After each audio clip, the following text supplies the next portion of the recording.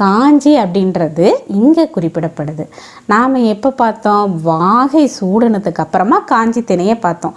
எப்படின்னா, தோல்வியுற்ற அரசன் தன் தோல்வியை ஏற்றுக்கொள்ளாது தொடர்ந்து துணிந்து போராடுறது தான் காஞ்சி திணை அப்படின்னு சொல்லி தொல்காப்பிய விதிப்படி பார்த்தோம். ஆனால் இங்கே எப்படி பார்க்குறோம் அப்படின்னா, போருக்கு வர்றாங்க இல்லைங்களா வஞ்சி திணை, அப்படி போருக்கு வர்றவங்களை தன்னுடைய எல்லையிலேயே நிறுத்தி அவர்களிடம் எதிர்த்து போராடுறது, தன்னோட நாட்டுக்குள்ளாரையே விடாமல் நீ என் நாட்டுக்குள்ளார உள்ளே வரக்கூடாது அப்படின்னு சொல்லி எதிர்த்து போர் பண்ணுறாங்க இல்லைங்களா, அதுதான் காஞ்சி திணை அப்படின்னு சொல்லி புறப்பொருள் வெண்பாமாலை சொல்லுது. அடுத்த திணை உளிநை. அது எப்படின்னா, இவங்க போருக்கு வந்துடுறாங்க, அது வஞ்சி திணை.